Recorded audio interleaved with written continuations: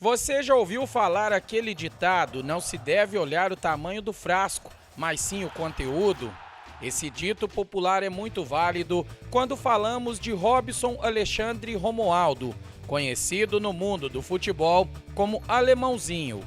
O berabense começou nas categorias de base do Uberaba Esporte Clube e, devido à sua habilidade, foi inserido no elenco profissional precocemente. Meu pai, desde muito novinho, já me levava para o campo de Santa Marta, era de terra ainda, né, na época. E hoje até as pessoas falam para mim que lembram de mim muito pequenininho com ele. Infelizmente perdi ele muito cedo, né? Mas na minha trajetória do Uberaba, dos 5 aos 6 anos e meio mais ou menos, ele pôde me acompanhar. O sonho era mais dele do que meu de ser atleta, né? Infelizmente ele não pôde ver a concretização desse sonho, mas eu tenho certeza que ele está vendo onde está. Então eu comecei no Uberaba com 5 anos, com o Zezinho na escolinha, e dali fui, graças a Deus, Deus me deu a graça de sempre jogar uma categoria acima, né? E a gente teve uma geração muito boa, eu, Gustavo, Hermin, a geração 77, o Rodrigo, irmão do Gustavo. O atleta chamou atenção pelas atuações e logo foi para o Atlético Mineiro e São Paulo. Meu treinador era o Maurício, que é lá de Pedro Leopoldo. E por incrível que pareça, quando eu fui para o Atlético emprestado, o Léo dos Santos foi junto comigo. O Léo era do Americano de Campos e era atacante na época. Tive a chance de fazer um gol que foi o gol do Fantástico na época. E aí voltei para o Uberaba e logo em seguida já fui emprestado para o Montes Claros, em 97, onde eu fiquei até 99, que com certeza como profissional foi a minha melhor passagem como atleta. Fiz gol contra o Cruzeiro, fiz gol contra o Atlético. Do Montes Claros, através do J. Alves, que já faleceu infelizmente, né? Ele trabalhava no São Paulo na época. Ele foi no Mineirão, levou o presidente do São Paulo para me ver jogando. Eu fui contratado pelo São Paulo para jogar a Taça São Paulo. Fiquei no São Paulo durante um ano. O São Paulo também quis exercer a compra e o Uberaba também, na época, pediu muito caro, não deu certo. E assim, eu tinha tudo para ser um cara frustrado, né? Para não gostar mais de futebol. Mas o futebol é minha vida. Eu falo para todo mundo que minha vida tem 3 nomenclaturas, né? É Deus, o futebol, depois a minha família. Porque através do futebol eu consegui tudo que eu consegui.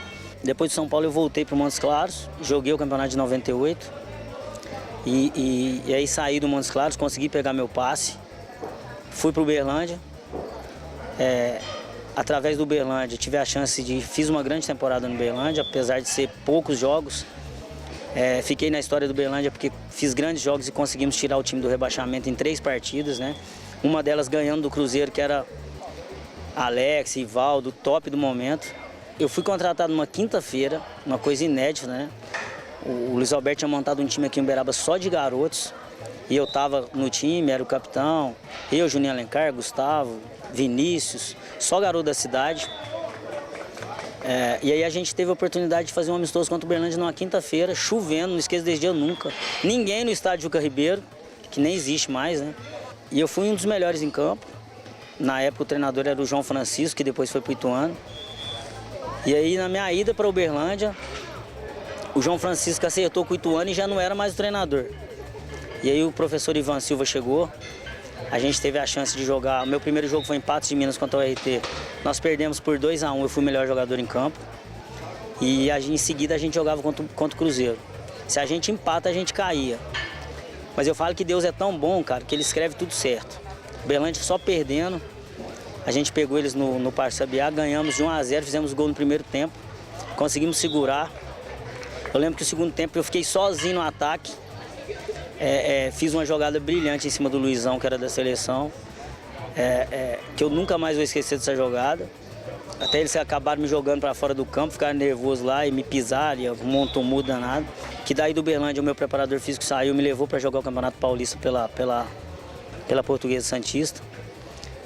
Foi um dos melhores treinadores que eu tive, tanto o preparador físico, o Edson Rosa e o professor Serrão. Depois saí de lá, fui para São Bento de Sorocaba, fomos campeão paulista, subimos o time da A2 para a primeira divisão. Tive a chance de jogar com o Lúcio, que foi do Palmeiras, depois lateral esquerdo. Correia, que foi volante do Palmeiras também. O meia recebeu o reconhecimento e, graças aos amigos, teve a oportunidade de brilhar na Europa. Foi uma chance que eu tinha de sobrevivência, de mudar a vida da minha família. Na época não tinha dinheiro, não tinha nada. Os meninos, a gente tinha um racha lá, os meninos juntaram dinheiro, me deram para viajar. É onde eu sou muito grato aos meus amigos, né? As pessoas que até hoje eu tenho como amigo. Fui para o MTK da Hungria, joguei uma temporada, depois fui para a Alemanha. Aconteceram várias coisas que eu não gosto de ficar falando, foram muitas dificuldades, meu empresário acabou sendo preso, mas é um cara que eu devo muito a ele. Então eu não julgo ele por nada. E Deus foi abrindo as minhas portas, eu fui conhecendo pessoas que eu não esperava conhecer. Essas pessoas me ajudaram. O Akin hoje é um dos melhores amigos, é um turco. Me levou para morar na casa dele.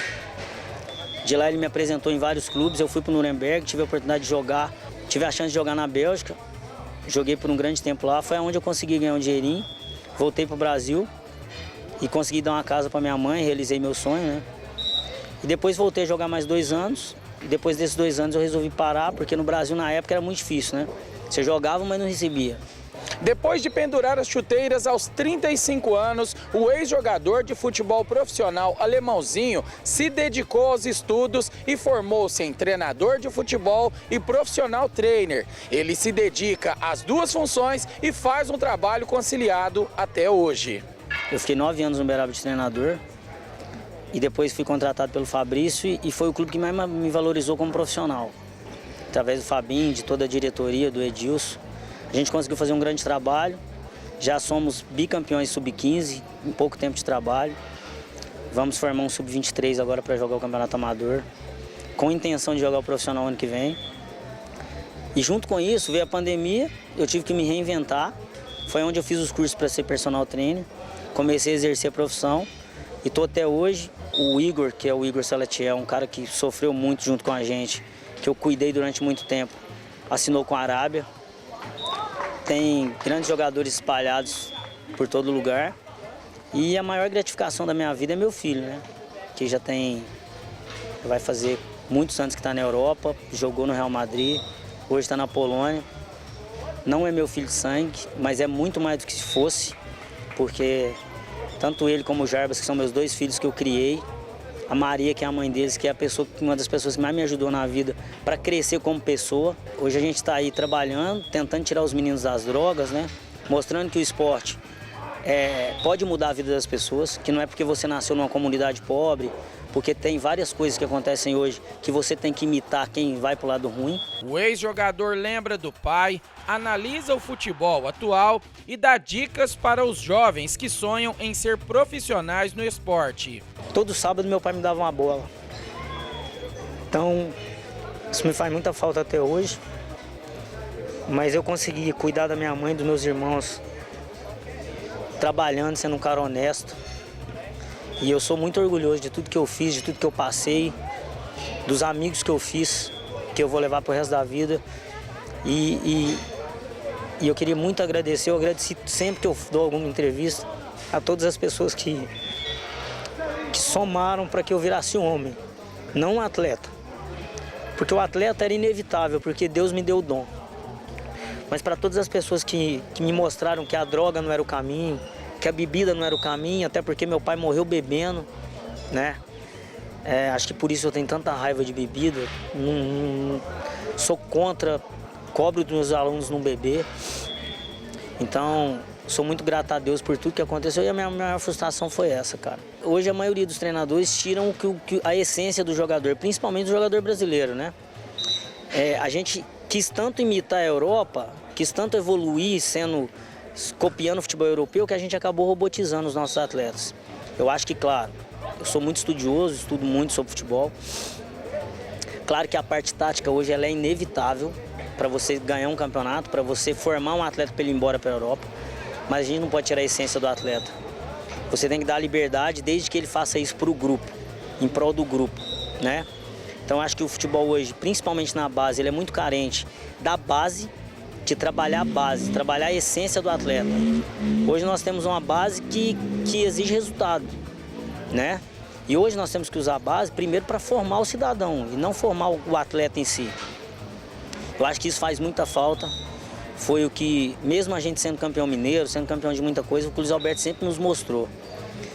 Como eu sempre fui um cara muito competitivo, sempre quis ganhar tudo, Eu falo muito que eu não aceito perder nem para o ímpar. Mas para isso você tem que trabalhar, você tem que fazer as coisas da forma correta, né?